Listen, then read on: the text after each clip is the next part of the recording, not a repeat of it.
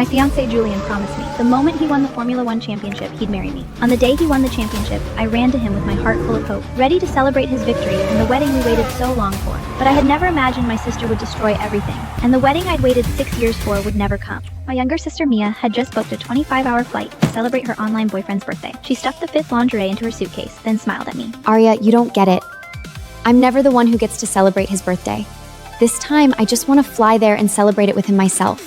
Seeing how determined she was, I finally swallowed the words of warning. At that moment, my fiancé Liam's voice came through the phone. She's flying halfway across the world just to celebrate some guy's birthday? Has she completely lost her mind? Forget about her. Let her waste her time. Talking to someone who's lovesick is pointless. But the night after I saw Mia off at the airport, Mia uploaded a new photo. There was only a man's back in the picture, and the caption with, "Happy birthday." I stared at the photo, then froze. The distinctive scar on the man's neck was the same as Liam's. Even the ring on his hand matched the engagement ring on mine. It was only then that I realized the truth. Mia's mysterious online boyfriend and my fiancé were the same man, and my sister was celebrating my fiancé's birthday with her lingerie right now. I stared at that photo for a full hour. After checking it over and over again, I was certain it was Liam. And today was his birthday too. A few days ago, I had asked if he wanted me to fly to Europe to celebrate with him. His reply had been casual. It's just a birthday. You don't need to fly all this way. So it wasn't that there was no need to celebrate. Someone else had already celebrated it with him, and that someone was my own sister. I took a screenshot of the photo and sent it directly to Liam. I needed an explanation from him himself, and 3 hours later, my phone finally lit up. But instead of Liam, it was a direct message from Mia. Got to him. Best birthday ever with my man. She sent me another photo. Half the cake had already been cut, and the man's right hand had accidentally made it into the frame. The ring on his ring finger glittered under the camera flash. A year ago, Liam had been recruited by a top Formula racing team. Before he left, he proposed to me in the sea breeze of Monaco. When I win this year's world championship, we'll get married. But as I stared at the diamond flashing on my screen, I suddenly realized there was no point in waiting anymore. That wedding was probably never going to happen. I stared at my chat with Mia. My fingers hovered over the screen, but I didn't know what to type. What was I supposed to say? Ask her why she was going after her own sister's fiancé? Growing up, I always knew Mia was chasing someone she could never have, but I never knew who that person was. Over the past year, she'd flown to Europe 2 or 3 times every month. She always said it was her chance to break into Formula racing, but whenever I brought it up with Liam, he'd just scoff. Flying all the way to Europe just to chase racers? She's unbelievably stupid. He'd never had any patience for Mia. If anything, he looked down on her. That's exactly why I never connected the dot. I never imagined that every trip Mia took ended at Liam's apartment, and I definitely never imagined that they'd be sharing the same bed. Buzz. My phone lit up again. What the hell is this? A message from Liam. He denied that the man in the photo was him. The guy in Mia's post, isn't that you? The seconds dragged by. Just when I thought he was going to ignore me, Liam was calling.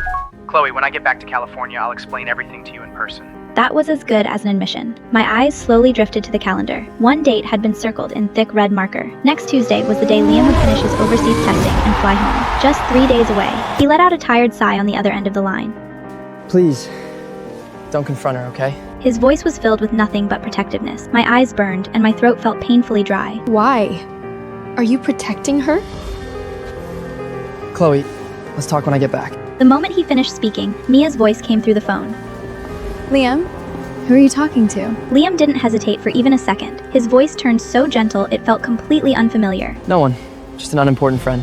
I froze at that absurd reply. 5 years of love and devotion reduced to just an unimportant friend. Less than 2 minutes after the call ended, a new message from Liam popped up. Mia got pretty upset after she saw you calling. She doesn't want me bringing you up in front of her anymore.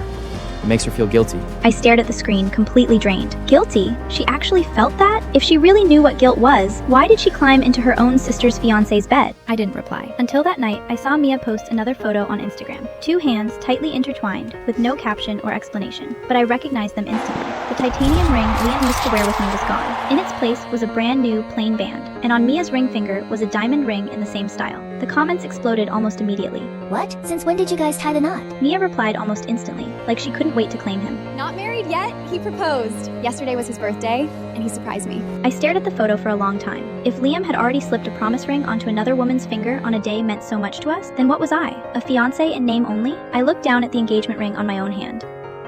Then I pulled it off without a second glance, dropping it straight into the trash. Go to hell, asshole. I didn't confront Mia either. I simply tapped the screen and liked her post. 5 minutes later, Liam's call came flooding in. Chloe, don't get the wrong idea. She was just joking.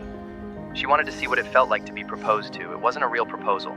Please don't take it to heart. Looking at his weak excuses, I let out a laugh. When did you two start sleeping together? 7 months ago. 7 months ago. That was Liam's 5th month training in Europe. No wonder Mia had been flying to Europe so often back then. So she'd been flying to sleep with Liam. At first, I turned her down, but then, He swallowed the rest of the sentence. Chloe, just give us 1 more month. I'm begging you. Give her some time to adjust, okay? No way. Liam, if she's so miserable, then you two should just be together. We're done.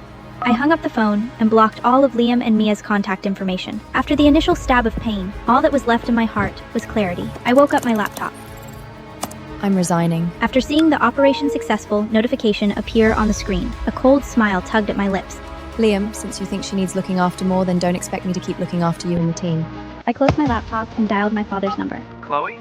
Dad, I've made up my mind. I'm getting married. There was a brief silence. That's wonderful. Has Liam finally come to his senses? No, I'm not marrying Liam. He paused. Not Liam? Then who? The man you introduced before, Ethan, the major shareholder of Titan Racing and their star driver. I'm willing to go through with this family arrangement. My father burst out in disbelief and excitement. You finally come to your senses. That's great.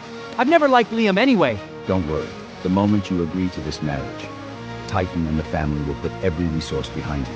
My gaze drifted to the line of code on screen as I listened to the excitement in his voice. My father had never approved of Liam. Titan Racing had far better engineering resources than Liam's Vortex Racing. From a career standpoint, Titan had always been the obvious choice, but to protect Liam's fragile pride and keep him from overthinking, I had turned down Titan's offers again and again. Instead, I chose to stay at Vortex, quietly working behind the scenes for Liam. My father had always hated that Liam kept delaying our wedding while holding back my career, so he could barely contain his excitement when I'd finally changed my mind. But I have a few conditions that you need to pass on. Name them. They'll agree to 100 conditions if they have to. First, I want the wedding as soon as possible, preferably this week. Second, I want my transfer to Titan Racing processed immediately. Ethan moved faster than I expected. That very night, I completed the transfer to Titan and moved into their apartment. It was a luxury apartment with a modern industrial design. Every detail inside the living room had been arranged exactly the way I liked. It was obvious the place had been carefully prepared by someone. As I walked in, a gold embossed card caught my eye on the marble countertop. It was written in elegant handwriting. Sorry, a last-minute meeting came up, so I couldn't come pick you up in person. But don't worry, I'll pick you up to get our marriage license. Ethan. Not bad handwriting. I set the card back down. There wasn't the slightest hint of excitement or shyness in my eyes. At this point, marriage meant nothing to me. What mattered was that Ethan was the star driver of Titan, the rival team Liam had spent years failing to surpass. I would use this marriage to destroy everything Liam had built. I was organizing some files by the window the next day when the doorbell suddenly rang. I glanced at the time. At this hour, it was probably Ethan. He promised to take me to get our marriage license. I walked to the door and pulled it open without thinking. But standing outside was Liam.